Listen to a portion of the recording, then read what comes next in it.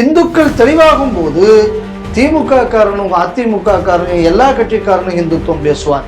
ஹிந்துத்துவம் பேசி அரசியல் கட்சிகள் பேச தொடங்கி விட்டார்கள் என்றால் துலுக்கனும் கிறிஸ்தவனும் தேசியத்தை பேசுவான்.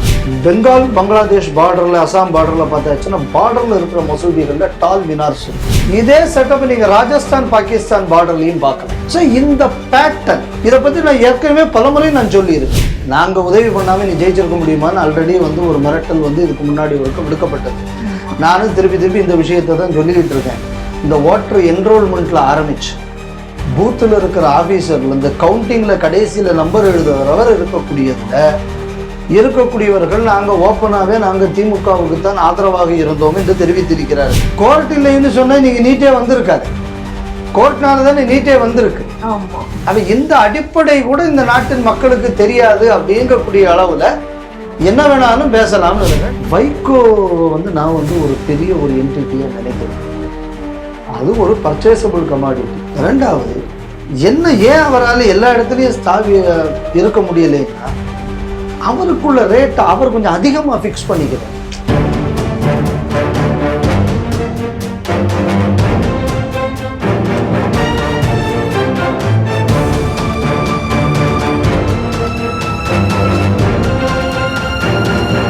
ஸ்ரீ டிவி நேயர்களுக்கு வணக்கம். இன்றைய செய்திகள் சிந்தனைகள் நிகழ்ச்சிக்கு உங்களை வரவேற்கிறோம். இன்றைய செய்திகள்: நெற்றியில் பொட்டு, கையில் கயிறு, ராசா அவதூறுக்கு முட்டு கொடுக்க சேகர் பாபு திணறல். மசூதி மினார்களில் ஆட்சேபகரமான விளக்குகள். காவல்துறை நடவடிக்கைக்கு இஸ்லாமிய அமைப்பு எதிர்ப்பு. முதல்வருக்கு தேர்தல் வாக்குறுதி புத்தகத்தை அனுப்பும் தூய்மை பணியாளர்கள். திமுகவிற்கு முடிவு கட்டுவோம் என போட்டா ஜியோ சங்கம் சூளுரை. தமிழக நீட் விலக்கு மசோதாவை நிராகரித்தார் குடியரசுத் தலைவர் திரௌபதி முர்மு.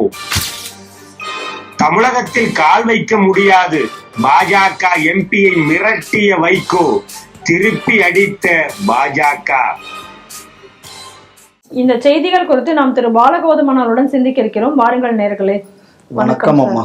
நெற்றியில் பொட்டு, கையில் கயிறு போன்றவற்றை அணிந்து கொண்டு கரைவேட்டி கட்டும் திமுகவினர் அவைகளை கட்டக்கூடாது அப்படின்னு சொல்லி சர்ச்சைக்குரிய வகையில் ராசா அவர்கள் சமீபத்தில் பேசியிருந்தார். அவருடைய இந்த அவதூறு பேச்சுக்கு திமுகவில் இருக்கக்கூடிய கட்சி தொண்டர்களே அவங்க மிகப்பெரிய அளவில் கொதித்தெழுந்து, இன்னும் சொல்ல போனா கட்சியினுடைய முக்கிய நிர்வாகிகள் அவங்களாமே என்ன பண்ண ஆரம்பிச்சாங்க, வெளிப்படையாவே சமூக வலைதளங்கள்ல இதற்கு எதிரான கருத்துக்களை எல்லாம் போட தொடங்கினார்கள். இந்த நிலையில அமைச்சர் சேகர் பாபு அவர்கள் பத்திரிகையாளர்கள் கேட்ட ஒரு கேள்விக்கு பதில் சொல்லும் பொழுது, ராசா பேச்சு என்பது அவருடைய தனிப்பட்ட கருத்து, எங்களுடைய தலைவரனுடைய கருத்து கிடையாது இது அப்படின்னு சொல்லி சமாளித்து முட்டு கொடுத்திருக்கிறார். முட்டு கொடுக்க முடியாம கொடுத்த முட்டு ஒண்ணு நல்லா புரிஞ்சுக்கணும். ரெண்டாவது என்ன அப்படின்னு சொன்னா, இந்துக்களை பகைத்து கொண்டு அரசியல் செய்ய முடியாது என்ற நிலை தமிழகத்தில் வந்திருக்கிறது.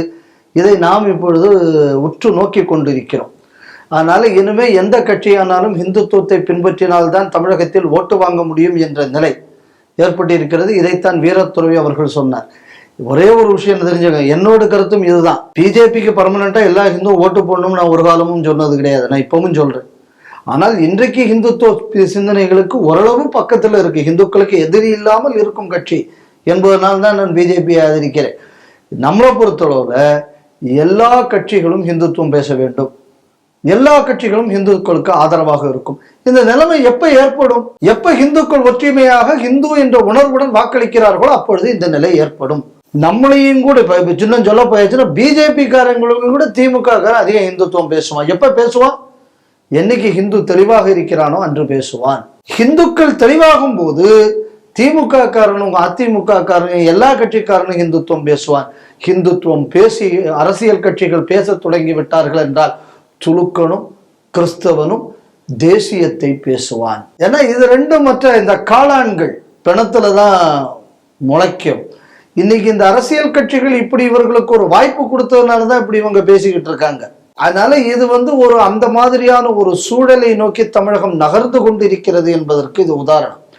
ரெண்டாவது, அதுல இவர் சொல்லியிருக்காரு. ஆனா இதெல்லாம் திமுக ஏமாற்றுகிறதுங்கிறத நம்ம புரிஞ்சுக்கணும். ஏதோ திமுக தான் மனமாற்றம் வந்து விட்டதுன்னு ஒண்ணும் இல்லை. என்ன சொன்னார், இந்த கருத்தை எங்களது முதல்வர் ஏற்றுக்கொள்ளவில்லை அப்படிதானே அவரு சொல்றாரு. அப்ப உங்க முதல்வர் மறுபறிவிக்கை விட சொல்ல வேண்டியதானே, இப்படி ஆர் ஆசா பேசியது கண்டனத்துக்குரியது, நான் ஏற்றுக்கொள்ள மாட்டேன் சொல்லலாம்ல, ஏன் சொல்லல?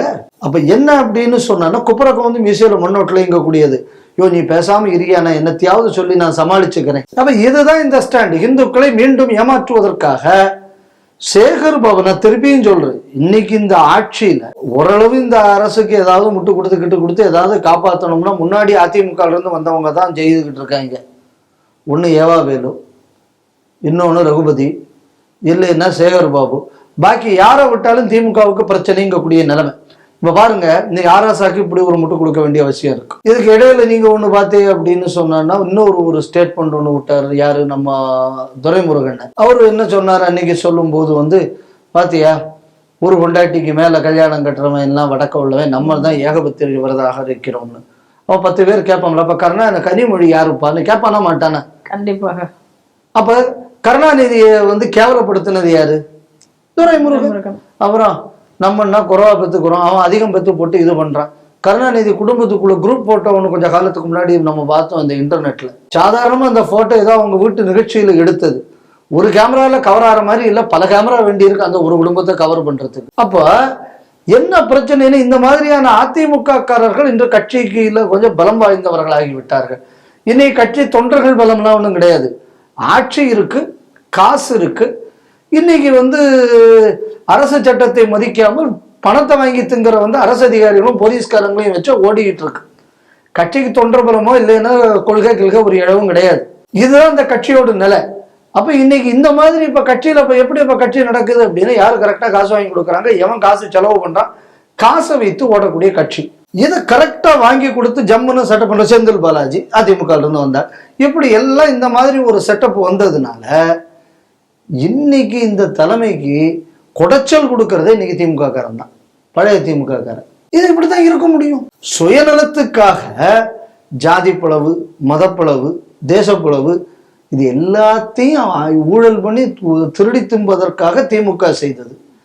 இன்னைக்கு இந்த பிளவுவாத அரசியல் இன்னைக்கு திமுக கட்சிக்குள்ள வந்திருக்கு. எப்படி திமுகவை ஒழிக்கிறது அப்படிங்கக்கூடியதுல இன்று பழைய தலைவர்கள் கிளம்பி விட்டார்கள். அதனால அவர்களும் யோக்கியர்கள் ஒன்றும் கிடையாது, எல்லாம் அன்னைக்கு சொன்ன மாதிரி ஒரு குட்டையில் உரிய மட்டைகள் தான். என்ன ஒரு விஷயம், நாம் வந்து எல்லாரும் இவ்வளவு நாளும் பகுத்துண்டு பல்கொள்ளை அடித்தோம். இன்று என்னடான்னு சொன்னா 4-5 ஏஜென்ட் மட்டும் கொள்ளையடிச்சு கொடுத்துக்கிட்டு இருக்கானே, எங்களுக்கெல்லாம் இன்னைக்கு ரெலவன்ஸ் இல்லையே. இது இன்னைக்கு கட்சியில் உள்ள பெரிய மக்களுக்கு இடையில இருக்கிற பிரச்சனை. இதோடு வெளிப்பாடாகத்தான் நான் இந்த விஷயத்தை பார்க்குறேன். ஆனா இன்னைக்கு ஃபோர்ஸ்ட் ஏன் அப்படின்னு சொன்னா, ஹிந்துக்களுக்கு எதிராக பேசி இனி அரசியல் செய்ய முடியாது. இதுதான் எங்கள் வீரத்துறவி கண்ட கனவு. வீரத்துறவி சொன்னார், இது நாயன்மார் ஆழ்வார்கள் பூமிடா, ஈவேரா அண்ணா மண் இல்லடா இதுன்னு அன்னைக்கு சொன்னார். இன்னைக்கு வீரத்துறவி சொன்னதை இன்று திமுக ஃபாலோ பண்ணிட்டு, ஈவேரா சொன்னதை தான் அண்ணா கேட்டாரா? வைகோ பேசலையா இடையில? நெத்தியில பொட்டு வச்சதை பார்த்து கருணாநிதி என்னெல்லாமோ பேசினார். ஹிந்து என்றால் திருடன்னார். நாங்க சனாதனத்தை எதிர்க்கிறோம், ஹிந்து மதத்தை எதிர்க்கல சொன்னது திமுக. அப்போ இது எல்லாம் எதை காட்டுதுன்னா, 2026 தேர்தல் என்பது திமுகவுக்கு சமாதி கட்டக்கூடிய ஒரு நிலைக்கு திமுக தள்ளப்படுகிறது என்பதுதான் இப்பொழுது உண்மை. இப்ப என்ன அப்படின்னா, இப்ப இந்துக்களை இழக்கக்கூடாது அப்படிங்கக்கூடிய ஒரு கஷ்டமான ஒரு காலத்துக்கு திமுக வந்து விட்டது. இந்த நேரத்துல இந்த மாதிரி ஏதாவது பேசி எச்சரிக்கை கொடுத்து எதை அடைய வேண்டுமோ அதை பெற்றுக்கொள்ள வேண்டும் அப்படின்னு இன்னொரு கூட்டம் இருக்கு. அது இந்த பழைய தலைமை, இந்த கூட்டங்கள்லாம். அதனால திமுகவுக்குள்ள உள்கட்சியில் இருக்கிற பவர் ஸ்ட்ரகிள், இந்த பவர் ஸ்ட்ரகிளுக்காக மீண்டும் இந்துக்கள் பஞ்சிங் பேக் ஆக்கப்படுகிறார்கள்ங்கிறது தான் நம்மளோட பிரச்சனை.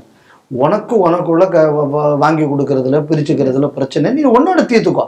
அதுக்கு எதுக்கு இந்து மதத்தை பத்தி நீ அனாவசியமா பேசவன? அப்ப நீ தைரியம் இருந்தா சொல்லு, குல்லா வைக்காத, அது நமக்கு விரோதமானது. பாவாடையை கட்டிக்கிட்டு வந்து நிக்காத திமுக கூட்டத்துல, கிறிஸ்துமஸ் விழாவில் போய் கேக்கு வெட்டாத.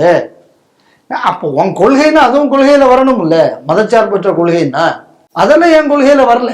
பொட்டு வைக்காத அப்படின்னு இப்ப துர்காம்மா நிக்குமா அப்படி வந்து வெளியே? ஒரு கோயில் விடாம 50 கோயிலும் போகுது, கண்டிப்பா நிக்குமா? வராது, வாய்ப்பு இல்லை. கையில கயிறு கட்டாது, கையே தெரிய மாட்டேங்குது, கயிறு தான் தெரியுது பாய் திமுக காரனுக்கு. நாட்டில் கயிறை விலக்கிட்டு தான் கையவே பார்க்க வேண்டி இருக்கு. அதனால ஒண்ணு நமக்கு இந்த செய்தியில புரிஞ்சுக்க வேண்டியது, ஹிந்து மறுமலர்ச்சி ஏற்பட்டு வருகிறது ஒன்று. ரெண்டாவது திமுகவின் கட்சி பூசல், அதற்கு மீண்டும் இந்து மதம் இன்று இரையாக்கப்படுகிறது. இது ஒரு கேவலமான ஒரு விஷயம். மூணாவது, இப்போ கூட அந்த பக்கமும் சொல்ல முடியாம இந்த பக்கமும் சொல்ல முடியாது. ஏன் அப்படின்னு முதல்வர் ஏன் மறுபறிக்க விடலை? அப்ப இது இந்துக்களை ஏமாற்றுவதற்காக ஒரு ஃபேஸை கொண்டு விட்டுருக்காரு. அது ஏன் இவரை வச்சு அறிக்கை விட சொன்னாங்க? ஏன்னா இவர் நெத்தியில எப்பவும் இருக்கும், இவர் கையில எப்பவும் ஒண்ணு கட்டியிருப்பாரு, சபரிமலைக்கு போவாரு, இதெல்லாம் பண்ணுவாரு. ஸோ அதனால என்ன பண்ணியிருக்காங்க, இவரை வச்சு அறிக்கை விடுக்கும். இது திமுகவோட காலங்காலமாக உள்ள விஷயம். ஸோ அதனால இது ஒரு ஏமாற்றும் நடவடிக்கை தான் இந்த அறிக்கை என்பதையும் நம்ம புரிஞ்சுக்கணும்.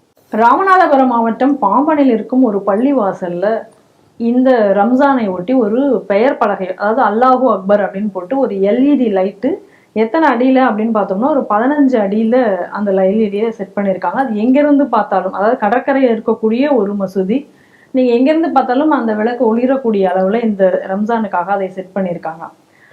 அதை இந்த மாதிரியான ஒரு ஒளிரும் விளக்கு கடற்கரையில அனுமதி பெறாமல் வைக்கக்கூடாது அப்படின்னு சொல்லி காவல்துறையினர் அறிவுறுத்தலின் பேர்ல அவங்க அதை ஒரு தார்பாலின் போட்டு அதை மூடியிருக்காங்க.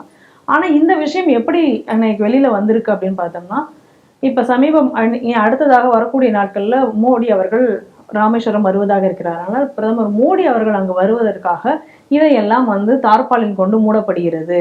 இப்ப எப்படி உத்தரப்பிரதேசத்துல ரம்ஜான் சமயத்துல அங்க தார்பாலின் கொண்டு மசூதிகள் மூடப்பட்டதோ அதே போல இங்கேயும் மூடுகிறார்கள். அவங்க ஹோலி கொண்டாடுறதுக்காக மூடினாங்க, இப்ப பிரதமர் மோடி வர்றதுக்காக இங்கேயும் மூடுறார்கள் அப்படின்னு சொல்லிட்டு இங்க இருக்கக்கூடிய இஸ்லாமிய அடிப்படைவாத அமைப்புகளான எஸ்டிபிஐ, தௌஹீத் ஜமாத்து, தடார் ரஹீம் போன்றவர்கள் அதற்கு கண்டன குரல் எழுப்பி வந்திருக்கின்றன. ஆனா இந்த எந்த ஜமாத்தை சேர்ந்ததோ அந்த ஜமாத், ஏதாவது இந்த மசூதி எந்த ஜமாத்தை சேர்ந்ததோ அந்த ஜமாத்காரர்கள் என்ன சொல்லியிருக்காங்க அப்படின்னா, நாங்க இந்த பலகை எடுக்க போறோம், ஒரு பராமரிப்பு பணிகள் இருக்கனால இப்போதைக்கு அதை மூடி வச்சிருக்கோம் அப்படின்னு அவங்க யாரும் எங்களை ஃபோர்ஸ் பண்ணல அப்படின்னு சொன்னதுக்கு அப்புறமும் இவங்க இதை கூறிக்கொண்டிருக்கிறார்கள். இந்த நிலையில காவல்துறையினர் என்ன சொல்றாங்க அப்படின்னா, இந்த மாதிரியான பலகைகள் வைக்கிறதுக்கும் அனுமதி வாங்கணும், ஏதாவது ஒரு விளக்கு அங்க வைக்கணும் அப்படின்னா அனுமதி வாங்கணும். ஏன்னா கடற்கரையில இருக்கிறதுனால அங்கிருந்து வரக்கூடிய கப்பல்களுக்கு இந்த நேவிகேஷன் இந்த லைட் மிஸ்லீடு பண்ணும். அதனால இந்த மாதிரியானதெல்லாம் பர்மிஷன் வாங்கி தான் வைக்கணும். ஆனா அது மீறி இது வைக்கப்பட்டிருக்கிறது. ஆனா இப்ப அந்த தார்பாலின் இந்த பிரச்சனைக்கு அப்புறம் அகற்றப்பட்டிருக்கிறது. ஆனா இந்த லைட்டும் இப்ப ஒளிர விடலை அப்படிங்கிறது செய்தியாக இருக்கு. நாம் தொடர்ந்து சொல்லிக்கிட்டு வரக்கூடிய விஷயம்தான் இது. அதாவது இது என்ன அப்படின்னு சொன்னா, இந்த மாதிரியான அமைப்புகள், இந்த அடிப்படைவாத அமைப்புகள் எதை இஷ்யூன்னு நினைக்கிறானோ இன்னைக்கு அதுதான் தொழுக்கணுக்குள்ள இஷ்யூன்னு சொல்லி அரசியல் கட்சிகள் இன்னைக்கு கேட்டு நடந்து கொள்வதுதான் இந்த தமிழ்நாட்டில் இருக்கக்கூடிய, பாரத நாட்டில் இருக்கக்கூடிய, உலகம் முழுக்க இருக்கக்கூடிய பிரச்சனைக்கு காரணம். உள்ளூர்ல இருக்கிற பிரச்சனை நான் அவத்து தூக்கி வச்சிடறேன், இதனால பிரச்சனைங்கிறது அவனுக்கு தெரியும். ஏன்னா நீங்க இங்க இருந்து இந்த நம்ம பாலத்துல போறோம்னு வைங்க, போகும்போது வலது பக்கம் வரும் அந்த மினார். எப்படின்னா அந்த பாம்பனுக்கு உள்ள வரக்கூடிய படகுகளுக்கும் அந்த சைடில் இருக்கிற கடலுக்கு அந்த பக்கம், அதாவது கடலுக்கு தெற்கு பக்கம், ரெண்டு பக்கமும் அது ஒரு பிரச்சனையாக இருக்கும் நேவிகேஷனுக்கு. இது எல்லாருக்கும் தெரிஞ்ச விஷயம், அது அவர்களுக்கும் தெரியும். அவனை எடுக்கிறேன்னு சொல்லியாச்சு. அதுக்கப்புறம் இதை ஒரு இஷ்யூ ஆக்கின உடனே அதுக்கு மேலே இருக்கிற டார்பாலினை கழட்டினாங்களாம். அப்புறம் ஆனால் லைட்டு போட மாட்டோம், அதை கழட்டுறோம் அப்படின்னா என்ன அர்த்தம் அப்படின்னா, இதை கழட்டியாச்சுன்னா இந்த இருக்கிற துளுக்கமைப்புகள் கொஞ்சமாவது சமாதானமாவாங்க. அப்போ நாட்டில் நேவிகேஷன், மேரிடைம் சேஃப்டி, சார் அந்த பக்கத்தில் இருக்கக்கூடிய அந்த பிரிட்ஜில் கூட அதனால ஏதாவது ஆக்சிடென்ட் ஆவதற்கான வாய்ப்பு, இது எதுவுமே இன்னைக்கு பிரச்சனை கிடையாது. ஆனால் 10 அடிப்படைவாத துளுக்க பயிலுக்காக வேண்டி ஒட்டுமொத்த நாடும் ஒரு ரிஸ்க் எடுக்கணும். இது இன்றைய நிலை, இப்படி ஒரு நிலை இன்றைக்கு அந்த மாவட்டத்தில் இருக்கிறது என்பதுதான் உண்மைக்குமே வருத்தப்படக்கூடிய விஷயம். ஏற்கனவே இந்த விஷயத்தை பற்றி நான் பேசியிருக்கேன். நீங்கள் ஈசிஆரில் நீங்கள் பார்த்தாச்சுன்னா நிறைய மிரார்ஸ், கடல் பக்கத்தில் உள்ள மினார்லாம் மேலே they are fitted with lights. நான் கடலுக்கு உள்ளேயும் போய் பார்த்துருக்கேன். ஈவன் டீப் இன்சைட் த சீ உங்களுக்கு அந்த லைட்டு தெரியும். இது எந்த சிக்னலிங்காக வேண்டி கூட நீங்கள் அதை பயன்படுத்தலாம். இன்னும் சொல்ல போனால் அந்த பக்கத்தில் இருக்கிற பல மினார்களுக்கு மேலே வர அவங்க ஏணிப்படியும் வச்சுருப்பாங்க.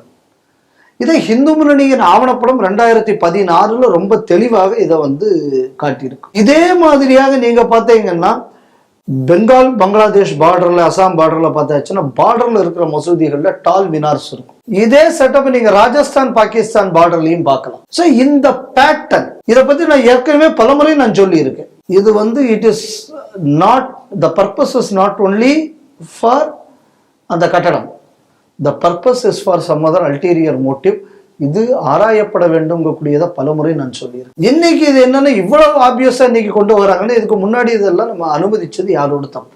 அரசாங்கத்தோட தப்பு. ரெண்டாவது, விநாயகர் சதுர்த்தி வரும்போது பிள்ளையார் ஹைட்டு ஒவ்வொரு ஏரியாவுக்கு இவ்வளவுதான் வைக்க வேண்டும், சேஃப்டி பிரச்சனை, அந்த பிரச்சனைன்னு 1000 பிரச்சனை சொல்றீங்களே. இப்ப இந்த மாதிரி கடற்கரை அப்படின்னு சொன்னா இந்த உயரத்துக்கு மேல எந்த ஸ்ட்ரக்சரும் இருக்கக்கூடாது.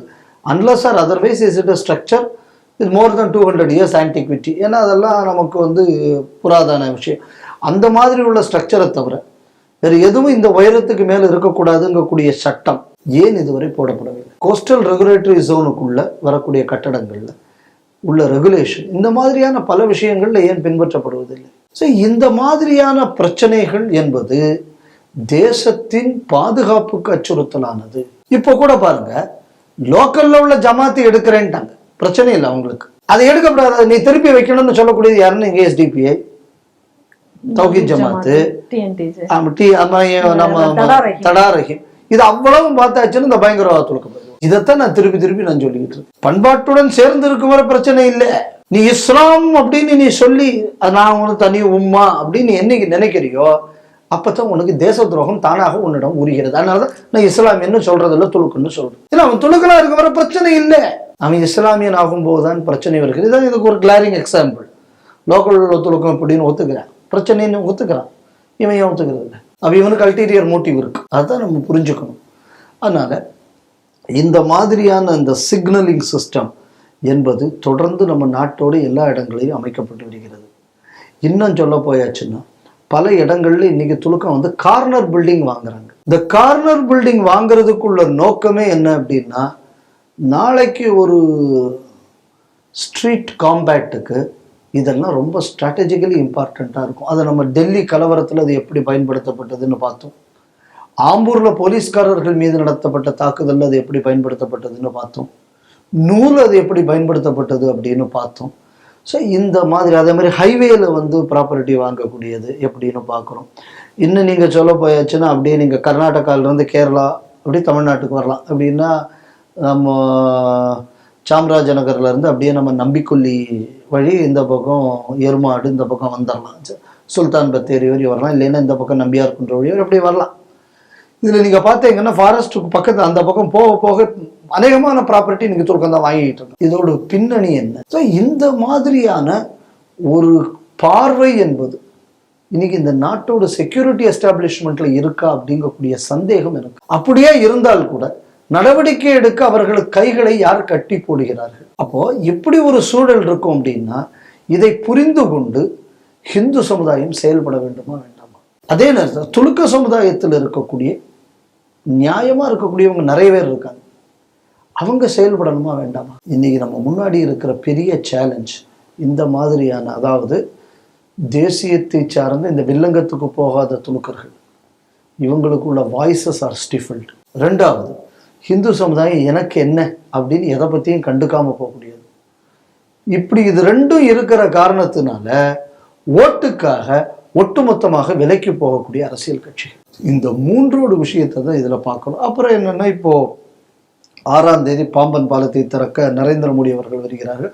ஒன்று மோடி வரதுக்காக வேண்டிதான் அப்படி பண்ணி போட்டாங்கன்னு சொல்லி இது அரசியலாக்கப்படுகிறது. அப்ப இந்த அரசியலாக்கப்படுவதின் நோக்கம் என்ன? நாளைக்கு மதத்தின் அடிப்படையில் தேர்தல் நடைபெற வேண்டும். பாத்தியா, நம்மளெல்லாம் அவன் வந்தா நம்மளை தொழ விட மாட்டான், நம்மளை நடக்க விட மாட்டான், இந்த மாதிரி பிரச்சாரத்தை பண்ணும்போது சாதாரணமாக அந்த சமுதாயத்தில் இருக்கக்கூடிய எந்த பிரச்சனையும் இல்லாமல் பாட்டு வாழ்ந்துகிட்டு இருக்கிறவனுக்கு மனசுல விஷ விதையை விதைத்து அவனை பயங்கரவாதியாக மாற்றுவதற்கு இதெல்லாம் பிரயோஜனப்படும். அதனால இதை நீங்க அரசியல் பார்வையோடு மட்டும் பார்க்கக்கூடாது. இன்னொரு பார்வை இதில் என்ன இருக்கு அப்படின்னா, மிதவாத ஒரு துலுக்கனை பயங்கரவாத துலுக்கனாக மாற்றுவதற்கு இது எல்லாம் பயன்படுத்தப்படும். இதே நம்ம இந்த விஷயத்துல புரிஞ்சுக்கணும். ஆனால் என்ன பொறுத்தளவில் அரசாங்கம் அவங்க ஏற்கனவே ஜமாத் சொல்லியிருக்காங்க, அவன் நாங்கள் எடுத்துடுறோன்னு, அவர்கள் எடுத்து விடுவார்கள் என்று நம்புகிறேன். அந்த நடவடிக்கையை தமிழ்நாடு காவல்துறை துரிதப்படுத்தும் என்றும் நான் நம்புகிறேன். தமிழக முதல்வருக்கும் அமைச்சருக்கும் தேர்தல் வாக்குறுதி புத்தகத்தை அனுப்பி வைக்கக்கூடிய ஒரு போராட்டத்தை தூய்மை பணியாளர்கள் ஆரம்பிக்க போவதாக அறிவித்திருக்கிறார்கள். காரணம் என்ன அப்படின்னு சொன்னா, தேர்தல் சமயத்துல வந்து அவங்க கொடுத்த வாக்குறுதிகள் எதையுமே இது வரைக்கும் நிறைவேற்றவில்லை. அதுல வந்து அவங்க எந்த பக்கம், அதாவது தூய்மை பணியாளர்கள் நலன், சுகாதாரத்துறையினர் நலன் ஒரு பேஜ் இருக்கு, அந்த பேஜ் எடுத்து அதை போட்டோலாம் எடுத்து போட்டிருக்காங்க. அதுல அவங்க சொல்லியிருக்கிறது எதுவுமே இது வரைக்கும் செய்யல. பணி நியமனம் தொடர்பாக 10 ஆண்டுகளாக பணிபுரிகளுக்கு வேலை நிரந்தரம் பண்ணணும்னு கேட்கிறோம், இது வரைக்கும் எதுவும் பண்ணி கொடுக்கல. ஆனா இப்ப அதுக்கு பதிலா வந்து கோவையில இருக்க முதல்வர் வந்திருந்த போது நாங்க அங்க சென்று நாங்க மனு கொடுத்தோம், பரிசீலிக்கப்படும்னாரு. ஆனா போனதுக்கு அப்புறம் என்ன வந்தது அப்படின்னு சொன்னா, இனிமே வந்து தூய்மை பணியாளர்களுக்கான பணியிடங்களே இருக்காது, அது வந்து அதெல்லாம் மாற்றப்படும், இனிமே இருக்காது அப்படி. அதே போல கருணை அடிப்படையில நீ வேலை வாய்ப்பு கொடுக்கறது அதெல்லாம் இருக்காது அப்படின்னு சொன்னாங்க. அமைச்சர் கே நேரு வந்து சொல்லும்போது சொல்றாரு, நாங்க தூய்மை பணியாளர்கள்லாம் இப்ப அவுட் சோர்சிங் முறையில தான் பயன்படுத்தப்படுகிறார்கள், அப்பாயின் பண்ணப்படுறாங்க. கிட்டத்தட்ட ஒரு 200 பேருக்கு மேல வந்து நாங்க அவங்களெல்லாம் வந்து தொழில் முனைவராக மாற்றிருக்கோம் அப்படின்லாம் சொல்றது மிகுந்த அதிர்ச்சி அளிக்கிறது அப்படின்னு சொல்லி, இதனால இந்த போராட்டத்தை நாங்கள் ஆரம்பிக்க போறோம்னு அவங்க சொல்லியிருக்காங்க. அதே போல போட்டோ ஜியோ, அதாவது அரசு ஊழியர்கள், அதுக்கப்புறம் ஆசிரியர்கள், இந்த மாதிரி உள்துறை பணியாளர்கள், இவங்க எல்லாருக்குமே உண்டான ஒரு அமைப்பு, அவங்களும் வந்து ஒரு போராட்டத்தை நாங்க பண்ண போறோம். ஏன்னா எந்த தேர்தல் வாக்குறுதியும் அவங்க இது வரைக்கும் நிறைவேற்றல. இது வரைக்கும் ஓய்வூதியம், பழைய ஓய்வூதியம் வேணும்னு கேட்டதுக்கு அது வந்து நிதி இல்லைன்னு சொல்லி 4 வருஷத்தை ஓட்டிட்டாங்க. இன்னும் இப்போ கொஞ்ச நாள் இருக்கிறதுக்கு அதுக்கு ஒரு காரணம் சொல்லி இப்போ அதையும் இப்போ 5 ஆண்டையும் ஓட்டுறதற்கு பார்க்கிறார்கள். அதனால இந்த முறை நாங்க தேர்தலில் அவங்க எப்படி ஜெயிக்கிறாங்கன்னு பார்க்கலாம், நாங்க ஜெயிக்க விட மாட்டோம் அப்படின்னு சொல்லி அவர்களும் ஒரு அறிக்கை கொடுத்திருக்கிறார்கள். ரெண்டாவது உள்ளதை முதல்ல சொல்றேன்.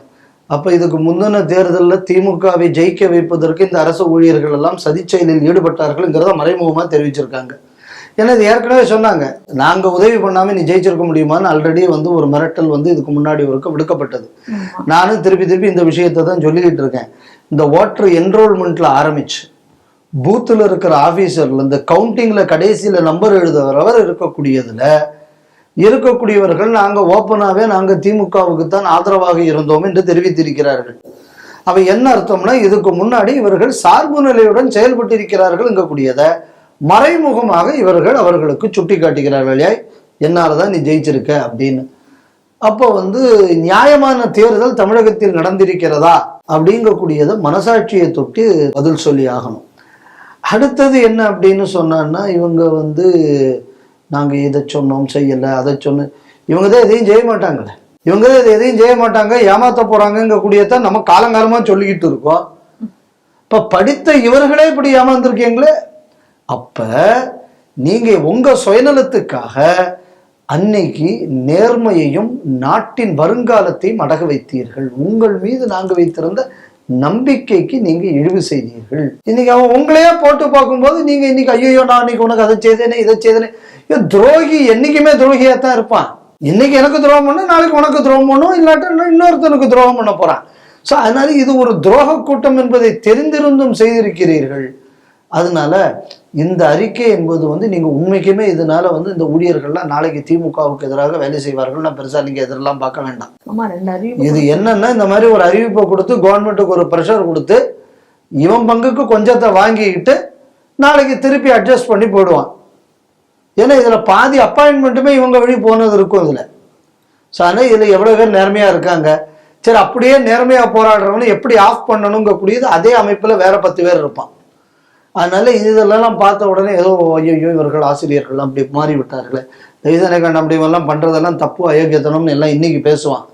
எலெக்ஷன் வரும்போது திமுகவுக்கு ஏன் ஓட்டு போடணும்னு இவனே இன்னொரு பிரச்சாரம் பண்ணுவான். ஏன்னா இவர்களுக்கு வந்து இந்த மனசாட்சின்னு ஒன்று இருந்திருந்தா இதுக்கு முன்னாடியே அவன் திமுக பக்கம் போயிருக்க மாட்டான். நான் நடுநிலையோடு இருக்க வேண்டியவன் அப்படிங்கிற எண்ணம் அவங்களுக்கு இருந்திருக்கும். அந்த எண்ணத்துல நாங்க இல்லைங்கக்கூடியது ஆல்ரெடி இவங்களே முன்னாடி அறிக்கையில சொல்லியிருக்காங்க. நாங்க தான் உங்களை ஜெயிக்க வச்சோம் என்பது இவர்கள் முன்னாடி சொன்ன வார்த்தை, நம்ம புதுசா ஒன்றும் இல்லை. ஸோ இவங்க நியூட்ரலிட்டி இஸ் ஆல்வேஸ் கொஸ்டினபிள். ஆனால் நம்ம இவங்களை வச்சு ஒரு மாற்றம் வரும் அப்படிங்கக்கூடியது வந்து எதிர்பார்க்க வேண்டாம். துப்புரவு பணியாளர்கள் விஷயத்துல எனக்கு தெரிஞ்சு இப்ப பலர் சொல்றது, நம்ம மோடி அரசு கார்பரேட் அரசு, அரசாங்கத்தை அம்புட்டியும் தனியாருக்கு வித்து கொண்டிருக்கிறார்கள். திருப்பி அவங்க அரசாங்கமே இப்போ சொல்லியிருக்கேன், நாங்கள் அவ்வளவு இருக்கும் இதெல்லாம் விற்கத்தான் போறோம், உனக்கு இனிமே இங்க வேலை கிடையாதுன்னு சொல்லி இருந்தா, இப்ப அரசாங்கத்தை வந்து பிரைவேட் கார்பரேட்டுக்கு விற்கக்கூடியது யார்? இந்த சூனா வெங்கடேசன் ஒருத்தர் இருக்காரு. அவர் தான், இந்த சூனா வெங்கடேசன் தான் அப்பப்போ வந்து தனியார் எல்லாம் சொல்லிட்டு இருக்காரு.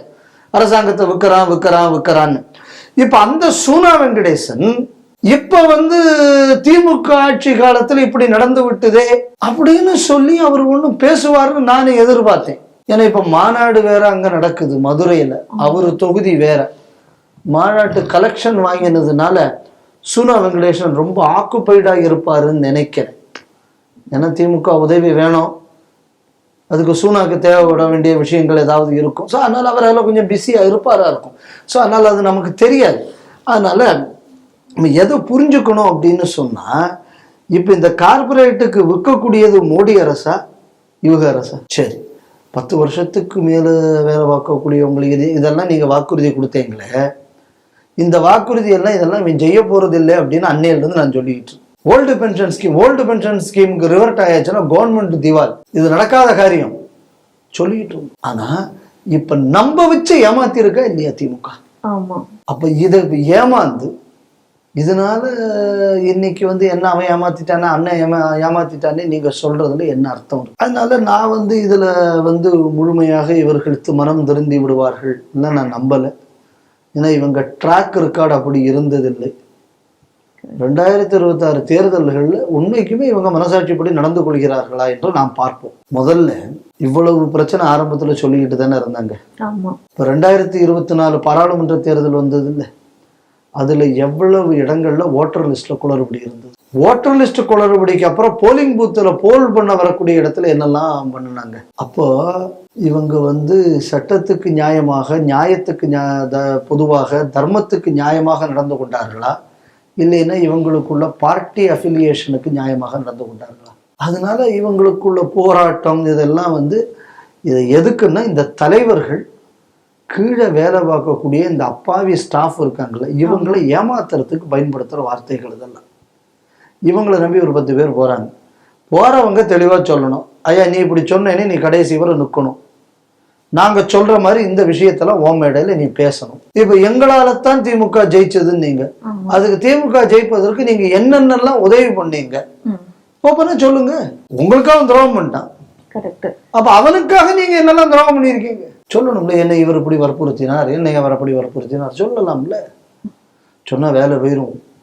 ஏன் வேலை போயிடும்? அது கவர்மெண்ட்டுக்குள்ள சட்டத்துக்கு மீறி நான் அயோக்கியத்தனம் பண்ணிவிட்டேன்னு பிரச்சனை ஏறும். அப்போ அதில் தெரிஞ்சுக்க வேண்டிய இன்னொரு ஆஸ்பெக்ட் என்னன்னா, அரசு ஊழியர்களை தவறு செய்வதற்கு பயன்படுத்தி விட்டு இன்னைக்கு அவனை கிளீனா அவன் வேலை முடிஞ்சவனா அவனை அப்படி கழட்டி விட்டுருக்கான திமுக காரன்.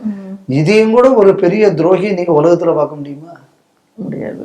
இதுக்கு மேலேயாவது இந்த அரசு ஊழியர்கள், ஆசிரியர்கள் வாங்குற சம்பளத்துக்கு, நீங்க படிச்ச படிப்புக்கு, இந்த பண்பாட்டையும் இந்த தேசத்தையும் காப்பாற்ற வேண்டும் என்று உங்கள் மீது மக்கள் வைத்திருக்கக்கூடிய நம்பிக்கைக்கு நியாயமாக நடந்து கொள்ளுங்கள். போனது போட்டு இனியாவது இதுக்கெல்லாம் துரோகம் செய்யாமல் இருங்கள் நான் வேண்டிக்கிறேன்.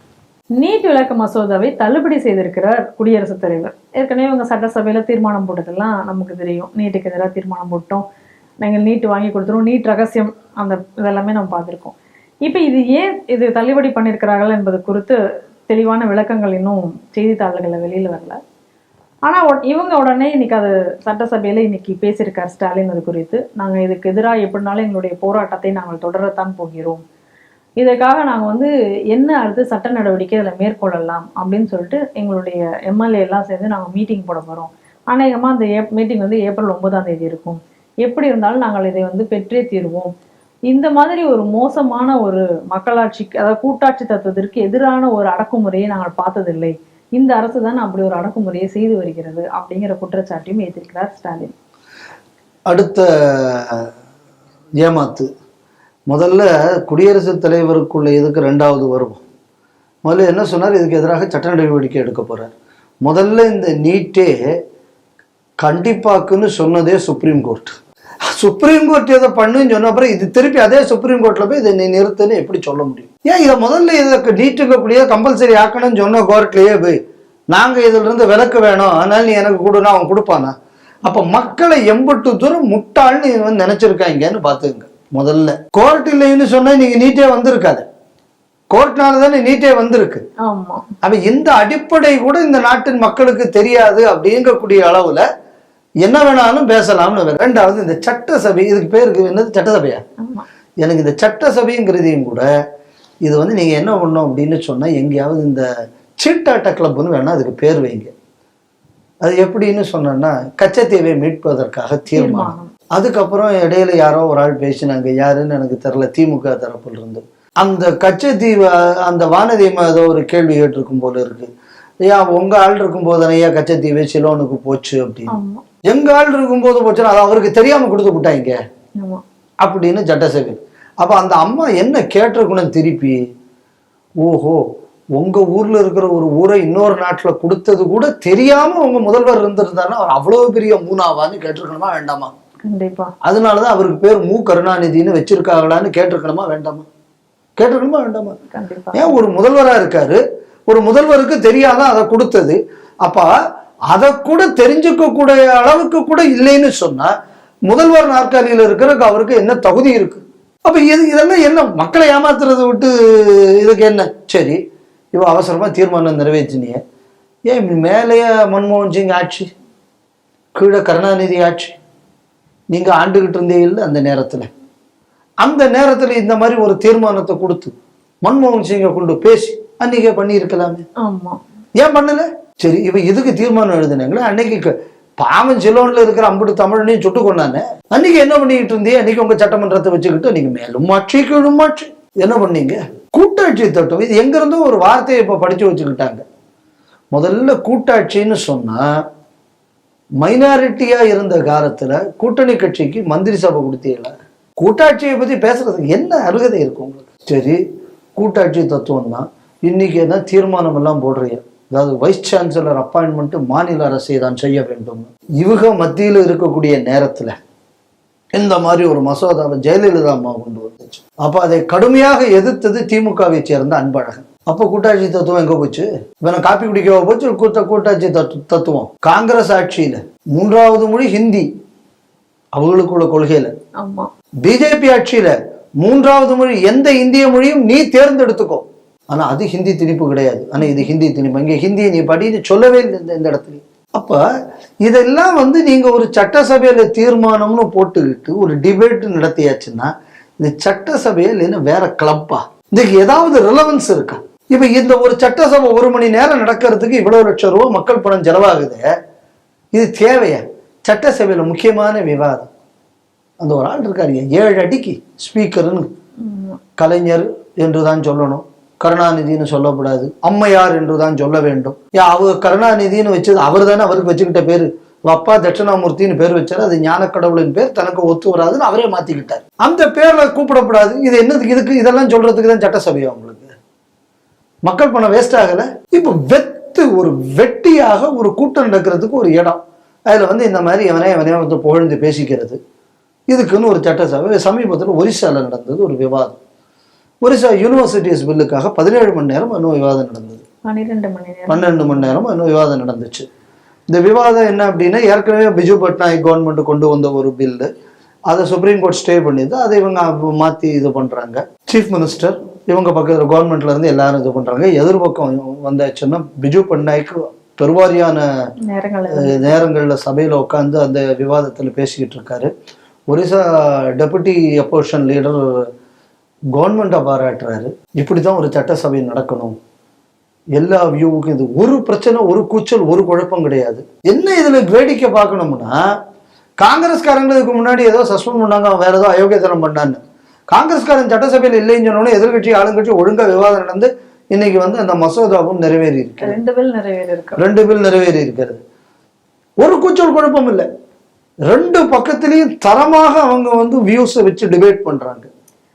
பிரேக் கூட 2 hours லஞ்ச் பிரேக் மட்டும்தான் பிரேக் இருந்து, மற்றபடி கண்டினியூஸா இருந்தது அப்படின்னு நம்ம பார்க்கிறோம். இதுக்கு பேர் தாங்க சட்டமன்றம். இதுல இங்க வந்துட்டு அங்க நெஞ்சில குத்தின முள்ளு, அங்க குத்தின முள்ளு, இங்க குத்தின முள்ளு, இதுக்க சட்டசபை? இது நீ பொதுக்கூட்டத்தை போட்டு பேச வேண்டிய இடம். சட்டசபை மீன்ஸ் பிஸ்னஸ். இது நிற்காத ஒரு இதை கொண்டு அன்னைக்கே நம்ம சொன்னோம் இது இப்படித்தான் நடக்கும். சரி, இதை எடுத்து இப்போ கோர்ட்டில் போனால் கோர்ட்டு காரி தூப்பி எரிவான மாட்டாங்க. சரி, இப்போ இதுக்குன்னு நீங்கள் வந்து இப்போ வந்து நான் கேஸ் போட போகிறேன்னு வைங்க. அப்போ கேஸ் போட போயாச்சுன்னா இதுக்கு ஒரு சுப்ரீம் கோர்ட்டில் யாருக்கு காசு கொடுக்கணும், இந்த கேஸ் செலவுக்குன்னு கொடுக்கணும். இந்த கேஸ் தோக்கக்கூடிய கேஸுன்னு தெரிஞ்சாலும் இந்த கேஸுனால உங்களுக்கு அரசியல் நடத்தணுங்கிறதுக்காக வேண்டி உங்களால போடப்பட்ட 10 வக்கீலுக்கு லாபம். டெல்லிக்கு எவன்லாம் சொந்த வேலைக்கு போயிட்டு வரணும்னு நினைக்கிறாங்க, அவங்களுக்கு எல்லாம் ஃபிளைட்ல போயிட்டு வர்றதுக்கு இந்த பேப்பரை கொண்டு அங்க போனேன், இந்த கேஸுக்கு இது செலவு பண்ணேன், இது ஒரு லாபம். இதுக்காகன்னு சொல்லிட்டு அதுவும் இது ஏற்கனவே ஒரு குழுவே அமைச்சாங்க. ஆமா, ராஜன் கமிட்டி. ஆமா, அதுல கொஞ்சம் பழைய ஆட்கள், இவங்களுக்கு தேவைப்பட்ட கொஞ்சம் ஆளுகளுக்கு கொஞ்சம் வசதி, இப்ப அவருக்கு அந்த ஒரு செக்ரட்டேரியட் இருக்கும், அதுக்கு அவங்களுக்கு எல்லாம் கொஞ்சம் அதாவது இது என்ன அப்படின்னு சொன்னா, இந்த வேலை வாய்ப்பை பெருக்குவது அப்படிங்கிறதுக்கு என்ன ஒரு வழின்னா, இந்த மாதிரி வேலைக்காகாத விஷயங்கள் எல்லாம் கொண்டு வந்து நம்ம பணத்தை வச்சு இவங்களுக்கு வேண்டப்பட்ட ஆளுகளுக்கு கொடுத்து தேசத்துக்கு துரோகம் பண்றது தான் இந்த செட்டப்பு. நீட்டை பற்றி நான் சொல்ல வேண்டியதில்லை, இதை பற்றி ஏற்கனவே நம்ம பல முறை பேசிட்டோம், ஆனால் அந்த ஆஸ்பெக்டுக்குள்ளே நான் போக விரும்பல. ஆனால் இதுக்கு லீகல் ஆக்ஷன் எடுக்க போகிறேன்னு சொன்னது தான் உள்ளதிலேயே வந்து இது பரவாயில்ல. வில்சன் அவங்களெல்லாம் ஜாதகத்தை வாங்கி நம்ம பார்க்கணும், அரசு வக்கீலாகலாம் இருக்காரு.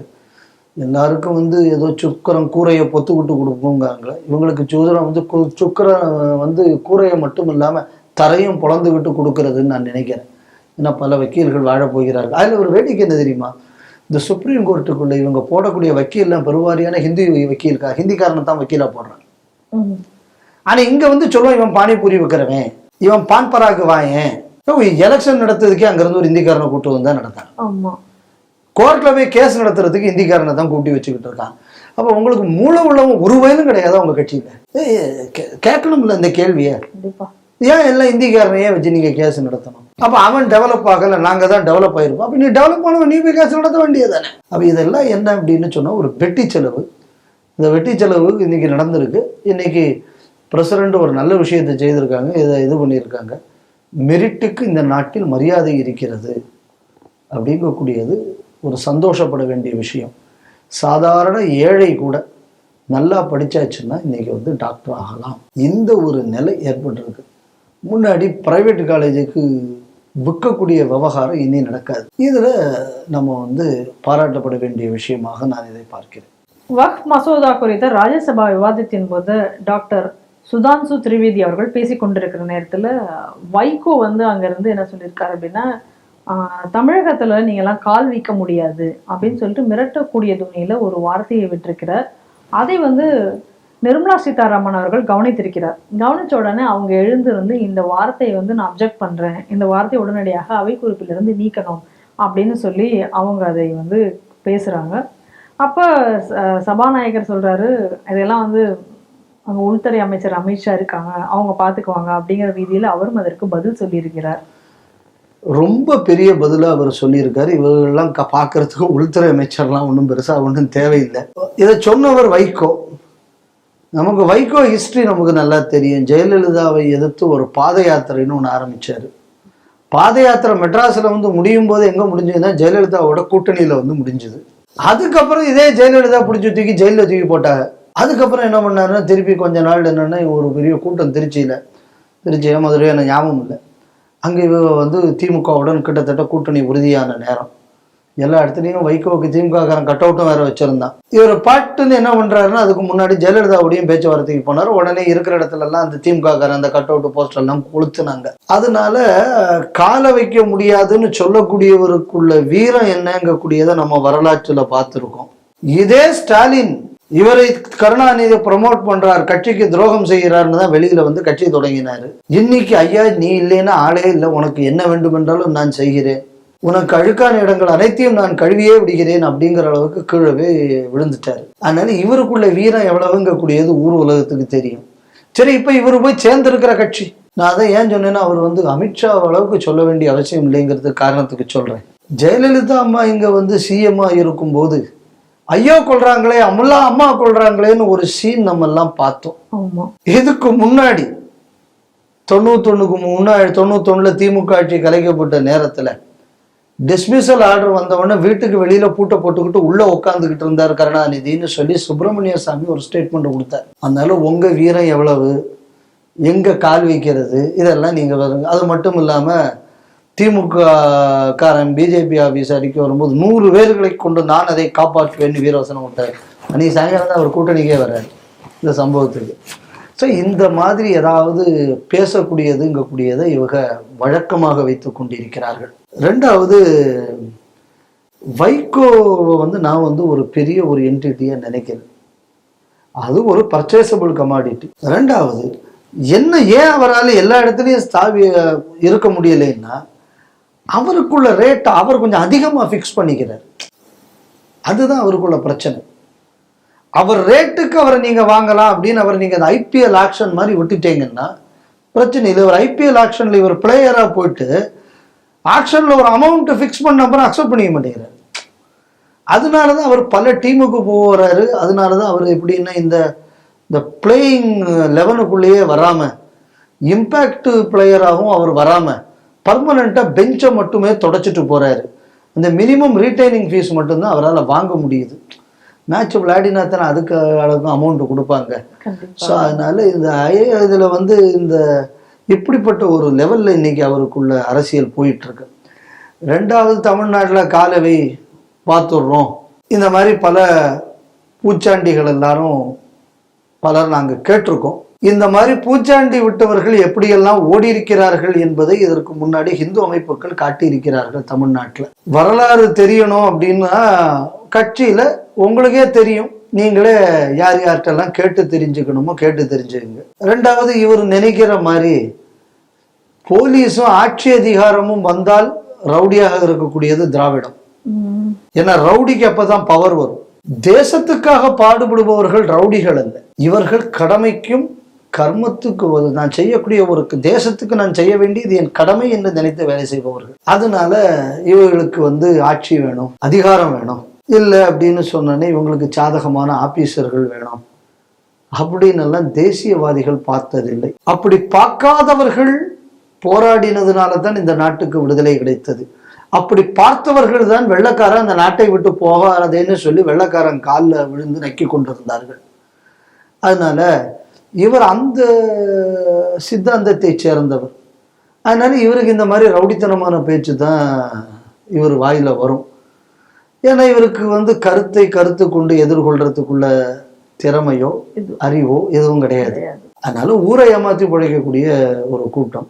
இன்னைக்கு நிர்மலாமா அதை தெளிவாக அந்த இடத்துல சொல்லிட்டாங்க. இதே மாதிரியான ஒரு செயல்பாடு என்பது பிஜேபியில் இப்ப கடந்த இந்த அதாவது இந்த 3வது மோடி டேர்ம்ல தான் திமுக காரன் ஒவ்வொருத்தனுக்கும் டக்குன்னு பார்லிமெண்ட்ல பதில் கிடைச்சிக்கிட்டு. இந்த விஷயத்தை இவங்க ஆரம்பத்திலேயே செய்திருந்ததுன்னு 2021 திமுக ஆட்சியே வந்திருக்காது. இந்த விஷயத்தை தான் நான் அன்னையிலிருந்து சொல்லிக்கிட்டு இருந்தேன். திடீர்னு தமிழ்ல பிறப்புக்கும் எல்லா உயிருக்கும் அப்படின்னு சொல்லிவிட்டு அடுத்த லைனை விட்டு பேசுற ஆராசாவல் அங்கேயே வச்சு செஞ்சிருந்தாங்கன்னா சொல்லி முடிஞ்சிருக்கும். இப்ப என்ன அப்படின்னா டெய்லி பார்லிமெண்ட்டுக்கு போறது, அங்க போய் என்னத்தையாவது பேசுறது, பேசின உடனே இவன் கட்சிக்காரங்க அதை போட்டோ எடுத்துட்டு இதுங்க போடுறது. திருப்பி இவங்க அடி கொடுக்கும் போது துண்டக்கானம் துணியக்கானம்ங்கிறதையும் கூட லங்கோடக்கானம் கோமணத்தை காணும்னு ஓடிடுறது, அவமானப்படுறது. இவனுங்களால தமிழ்நாட்டில் உள்ள தமிழனுக்கு அவமானம். அங்க கிளீனா எக்ஸ்போஸ் பண்றான். இது கூட தெரியாத முட்டாப்பையில நீ எப்படா பார்லிமெண்ட்டுக்கு வரைங்கிற மாதிரி பாயிண்டா வச்சு அவனுங்க அங்க குறிச்சு எடுக்கிறான் தோலை. இதுக தெரிக்க விட்டார், அலற விட்டார். இவனுங்களே இந்த சுய இன்பம் இந்த போஸ்டர் போட்டு இந்த பார்லிமெண்ட்ல இவங்க அவமானப்பட்டதை மட்டும் வீடியோவை மட்டும் நீங்க பார்த்தாச்சுன்னா இவ்வளவு தூரம் கேவலமான எம்பிஸ் நம்ம அங்க இருந்து அனுப்பியிருக்கோமான்னு நமக்கே வருத்தமா இருக்கு. இது இந்த ரவுடித்தனமான இந்த பேச்சுனால என்ன லாபம்? இதே பேச்சு கருணாநிதியை பத்தி இதே வைகோ பேசினார், இதே ஜெயலலிதாவை பத்தி பேசினார், இதே விஷயத்த ஸ்டாலினை பத்தி பேசினார், இதே விஷயத்த மோடியை பத்தி பேசினார். அதுக்கப்புறம் இவங்க கூட மீண்டும் போய் கூட்டணி அமைச்சு விட்டாரு. ரைட்டா? அதனால நான் அவருக்குள்ள இந்த பேச்சை நான் எப்படி பார்க்குறேன் அப்படின்னு சொன்னா, என் ஊர்ல ஒரு குடிகாரம் ஒருத்தன் உண்டு. சில ஆளுகள் என்ன பண்ணுவாங்க அப்படின்னா, எவனையாவது ஒருத்தனை கெட்ட வாரத்தை போய் பேசி இது பண்ணும். இவங்களுக்கு வேற வேலை இருக்கும். என்னடா பண்றது, அவனை ஒரு 10 பேர் முந்தாலும் அவமானப்படுத்தணும். அந்த குடிகாரனை கூப்பிட்டு அவனுக்கு ஒரு பாட்டில் வாங்கி கொடுத்து நீ போய் பேசிட்டு வாங்க. அவன் போய் நல்லா திட்டுவான், 4 அடியும் வாங்குவான். அப்புறம் அடிக்கும் சேர்ந்து கூட கொஞ்சம் காசை கொடுப்பாங்க. அப்படிப்பட்டவர் வைகோங்கக்கூடியதை இன்னைக்கு ரொம்ப அட்டாசமா பார்லிமெண்ட்ல இன்னைக்கு பிஜேபிக்காரங்க எக்ஸ்போஸ் பண்ணிட்டாங்க. இது எப்ப நடந்தது அப்படின்னு பார்த்தான்னா, இந்த வக்ஃப் பில்லுக்குள்ள இதுல நடந்தது. அதுல நீங்க பயங்கரவாத துலுக்கர், மிதவாத துலுக்கர் எல்லாம் இது பண்ணிக்கிறீர்கள் எல்லாம் பேச்சு வந்தது. அதுக்கு பிஜேபிக்காரங்க கொடுத்த பதில், மானமுள்ளவனா இருந்தாச்சுன்னா அங்கனே நாண்டுப்பான். தெளிவா சொன்னாங்க. ஏன்யா, அப்துல் கலாம்னு ஒருத்தர் உங்க தமிழ்நாட்டை சேர்ந்தவர் தான், அவரை நாங்க பிரசிடண்ட் ஆகிக்கணும். அவருக்குள்ள இறுதி ஊர்வலம் உங்க தமிழ்நாட்டுல தான் நடந்துச்சு. எத்தனை துலுக்கம் ஏன் போனா. இதே நேரத்துல அப்சல் குருன்னு ஒருத்தன் குண்டு வச்சவன் செத்து போனான். அவனுக்குள்ள இறுதி ஊர்வலத்துக்கு எம்பட்டு துலுக்கம். இவர் இறந்து போனார். எவ்வளவு பேர் அதுக்கு நீங்க வருத்தம் தெரிவிச்சு போஸ்ட் போட்டீங்க சோசியல் மீடியால. இந்த செத்து போன பயங்கரவாதிகளுக்கு எத்தனை பேர் நீங்க போட்டீங்க.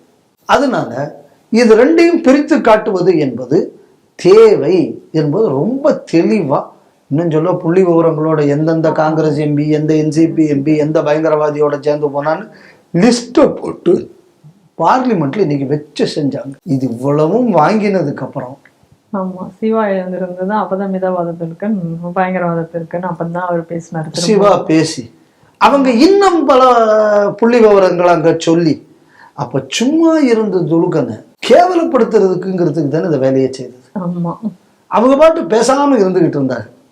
அவ எதுக்கு இதை போய் சொல்லணும்? அதனால அவங்க தெளிவா சொன்னாங்க. இந்த பாரு, நாங்க அப்துல் கலாமை ஆதரிக்கிறோம். அவர் ஒரு விஷயம் சொல்றாரு, இந்த நாட்டை உயர்வாக எவ்வளவு முஸ்லிம்கள் இதற்காக கவிதைகள் எல்லாம் எழுதியிருக்கிறாங்க. அதெல்லாம் அவங்க சொன்னாங்க. யார் யார் ஆத்தர், யார் யாரெல்லாம் எந்தெந்த ஆத்தர், யார் யாரெல்லாம் இந்த மாதிரியான முஸ்லிம்கள் இந்த நாட்டில் இருக்கிறார்கள், அவர்கள் தான் எங்கள் பக்கம்.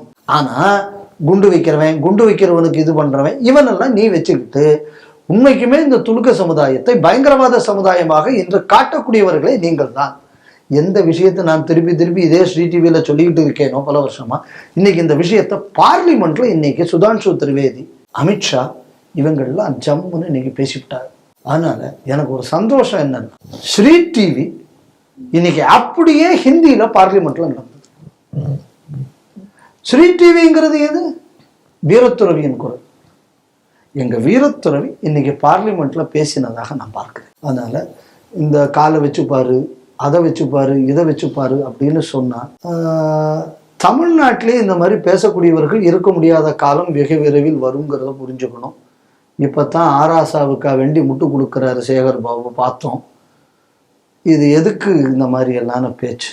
அதனால நாவடக்கம் அவையடக்கம் இது இரண்டும் கொஞ்சம் கத்துக்கிட்டேங்க அப்படின்னு சொன்னா உங்களுக்கு நல்லது.